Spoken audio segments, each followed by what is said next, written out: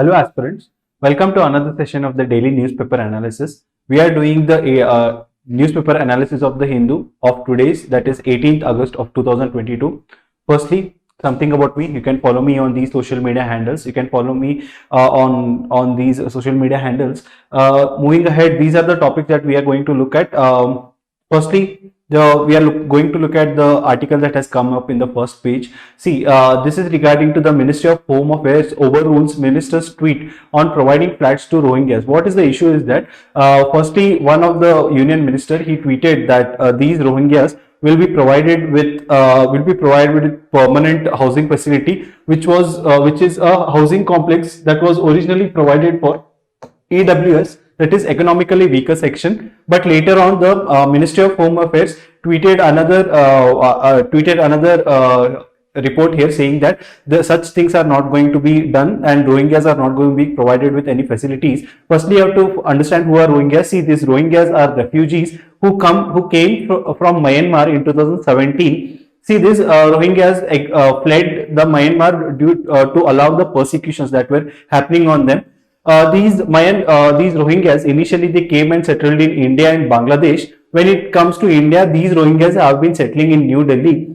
So there have been over the years, there has been few reports that have been coming up that these Rohingyas are not safe for our country and all, and the government has been trying to negotiate with Bangladesh as well as the United Nations Human Rights Commission and all. So it has to be seen what will be done. What is important here is there was another issue that came up during this tweet that said that the Union Ministry has directed the government of Delhi to designate the area where these Rohingyas are presently located. These areas should be designated as detention areas. But these detention centers, okay, the detention centers of foreigners are declared by only one organization, that is Foreigners Regional Registration Office. This FRRO, it comes under MHA, okay, Ministry of Home Affairs. So it will be the responsibility of the Ministry of Home Affairs here to designate these areas where these Rohingyas are being located as the detention centers here. One more important thing that you have to know it, when it comes to refugees, there are two important conventions and protocols internationally, that is 1951 Refugees Convention as well as the 1967 Protocol. These two laws or conventions, what they allow is for refugee protection. Okay, they allow for refugee protection if they are staying in any other country. India has not signed both of these documents, is what you have to know here. Okay, moving on.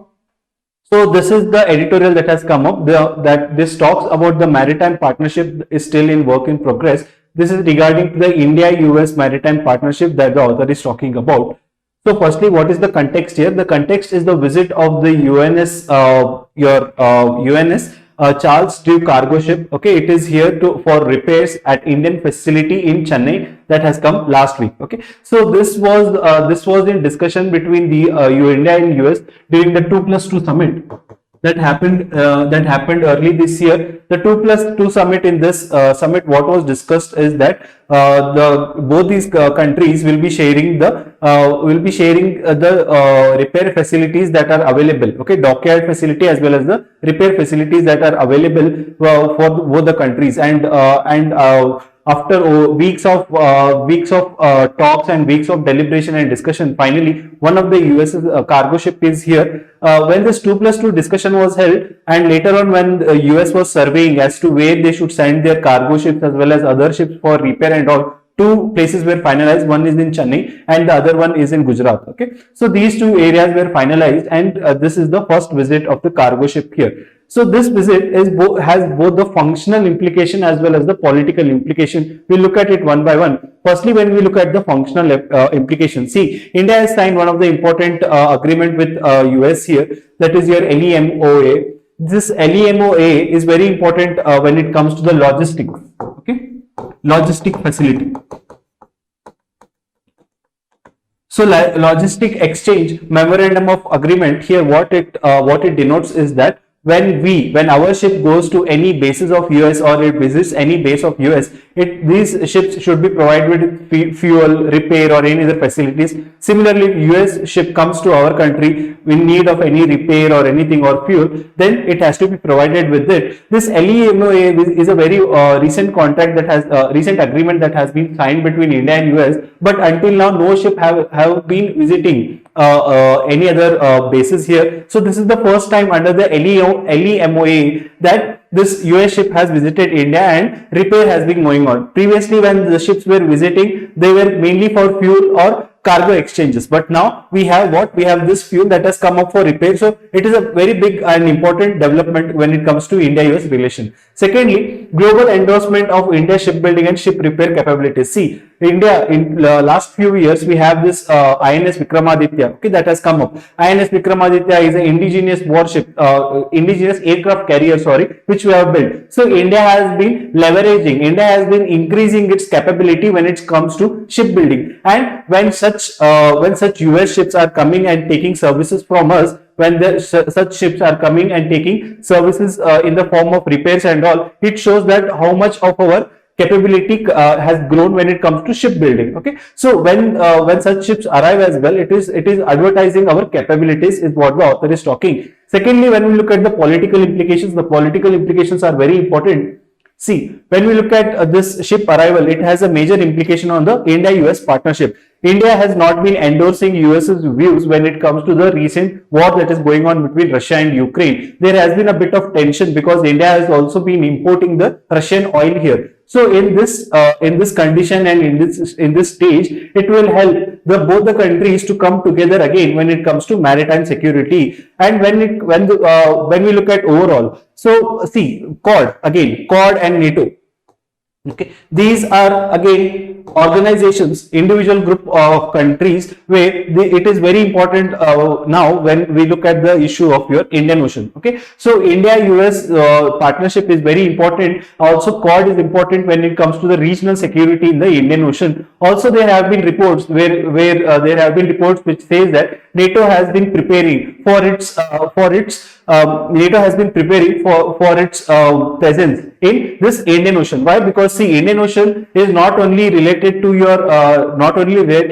the India's as well as the Asia's assets here. There are European assets as well, European bases as well. So it becomes very important that NATO also shows its presence in the Indian Ocean. And when such developments are taking place, India's place as in the Indian Ocean becomes very significant, because India is in a very important location when it comes to the Indian Ocean. It is right in the middle. It has connectivity both with your Eastern Indian Ocean as well as the Western Indian Ocean. So whenever such foreign ships are in need for any repairs or services, India can provide it. But what has been the scenario is that India has been reluctant to provide for any services for warships, foreign warships, or frigates and all. Why? Because India does not want to have an image of anti-China here, is what the author is talking. Secondly, the presence of US in the Eastern Indian Ocean.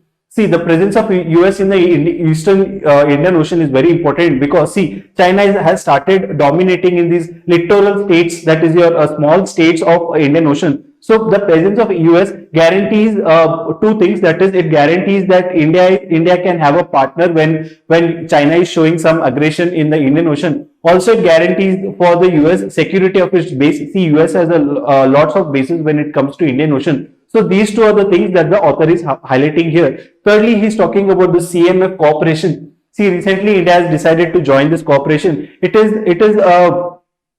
a cooperation of 51 plus countries, where what the main objective of the CMF is that it provides security along your major international waters. See, India has been designated as an associate member, but it has to be seen how much India will participate here, because see, in CMF there is one important nation, that is Pakistan as well, and it will be very tough for Indian Navy to work alongside with Pakistan given the current scenario that we have in this country. Fine. So there has been a lot of cuckoo about this CMF association. The writers and the thinkers, political thinkers, have been very much vocal about this CMF cooperation, as to there will be a lot of positive, but we have to wait and watch as to how much of engagement will the Indian Navy take place here. Lastly, when we look at the limited in scope, the author here ends with the main point of he concludes with the main point which shows the overall picture of the India-US maritime relation. See, the when we look at the present ship that has arrived, it is just a cargo ship.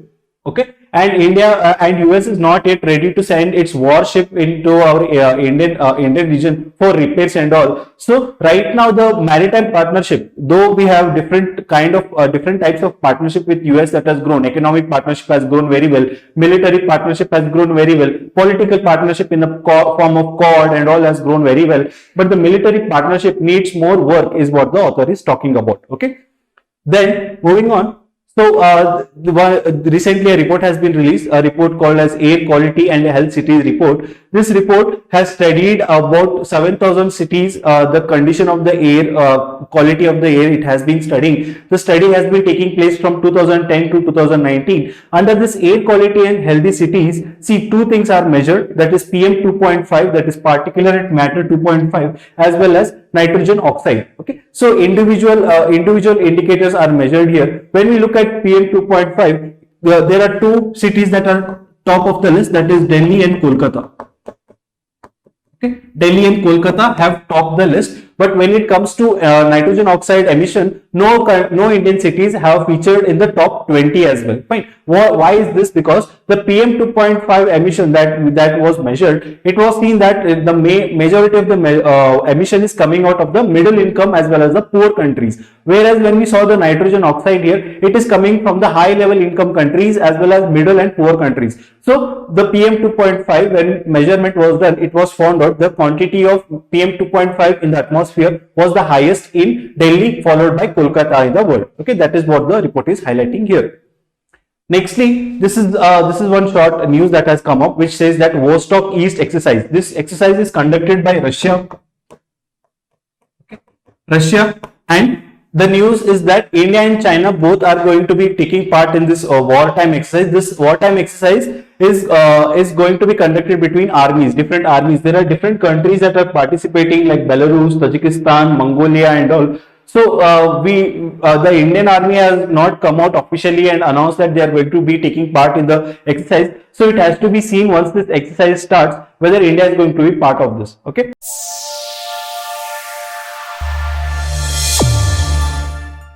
So this is your explained section. Okay. So in the explained section, what the Hindu has published today is about the Arctic warming. Okay. So we'll understand what is the causing Arctic warming and what are the reasons and what are the implications for it. Okay.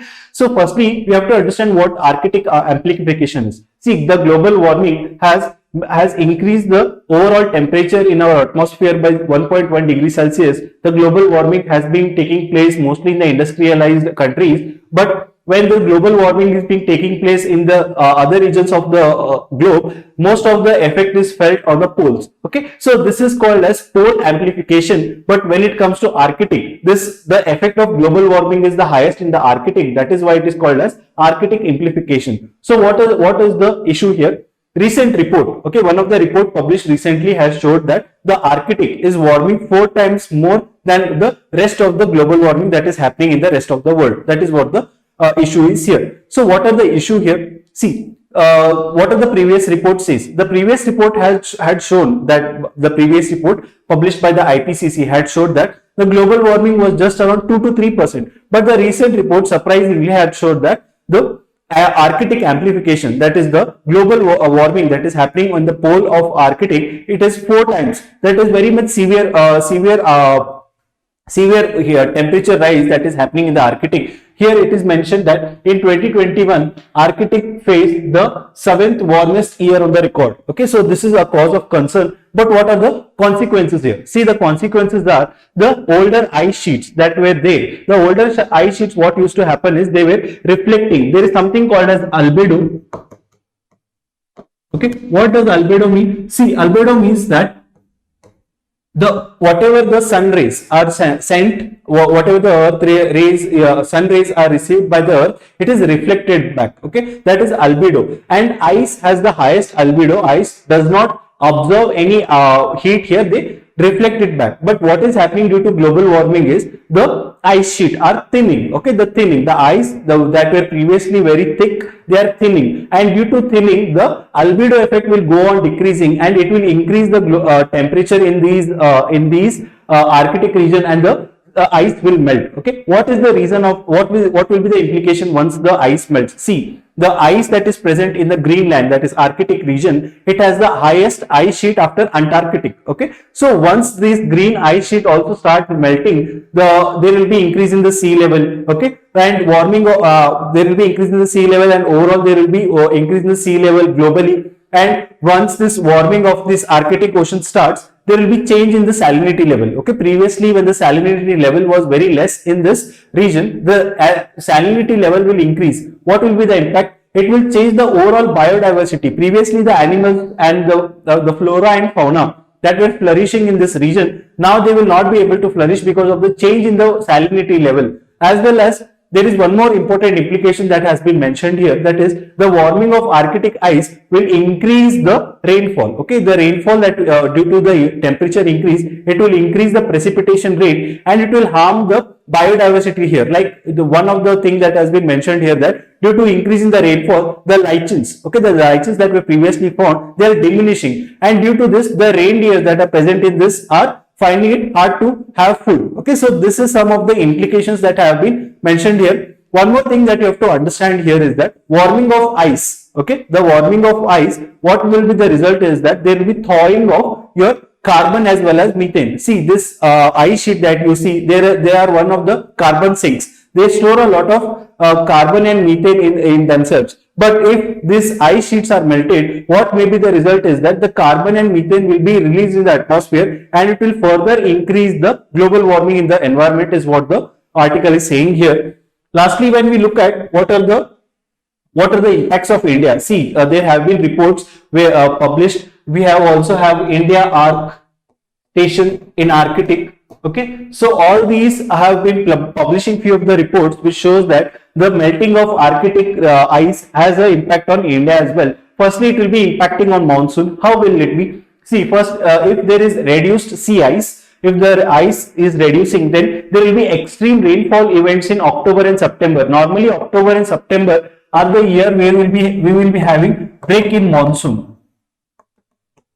Okay, these are the period when there will be no rainfall, there will be break in monsoon. But due to this global warming and due to the reduction in the ice sheet, what may happen is we may be facing extreme rainfall events in the months of October and September. What else? See, this reducing of ice sheet. Okay, the reducing of ice sheet, it is going to increase the sea temperature in Arabian Sea. Okay, what are the implications here? The implications here are the western coast of India will start facing extreme rainfall because the Arabian Sea. Okay, if we have been reading the news over the years, Arabian Sea has always been having low temperatures, but over the years due to global warming, we have been seeing increased Arabian Sea temperatures. What are the implications? Normally, we don't have cyclones in Arabian Sea. Last 2 years, we have seen cyclones in Arabian Sea. The cyclones are normally on the eastern coast. Due to the rise in temperature as well as the global warming effects, and due to the rise in the temperature of Arabian Sea, we are seeing cyclones in the western coast as well. Fine. So the global warming as well as the climate change are visible, but still no government is awake or aware of whatever the consequences we are facing right now. Fine. And also, due to the melting of your that is your Arctic Arctic ice sheets, what may happen is there will be increase in the sea level, and the increase in the sea level may result in what? It may result in the submergence of few of the western coastal areas. Okay, so these are some of the things that have been mentioned in the article. Please, when you read about Arctic, please understand what Arctic amplification is. Arctic amplification is 4 times higher the temperature than the other places on the earth. We have to know what are the consequences related to the what is the implication of having young and thin ice sheets, what is the importance of Greenland ice sheet, what is the implication of warming of Arctic oceans, and then what happens later on with the changes in salinity. Okay, how it is impacting the biodiversity, what will happen if there is increase in the rainfall. Okay, what will happen if carbon and methane are released, as well as what are the implications on India. These are the things that you have to understand from this article. Fine. So that's it. That's it from today's newspaper analysis. Do follow us on these social media handles. Do follow us on YouTube, Telegram, Instagram, as well as on Facebook. Thank you.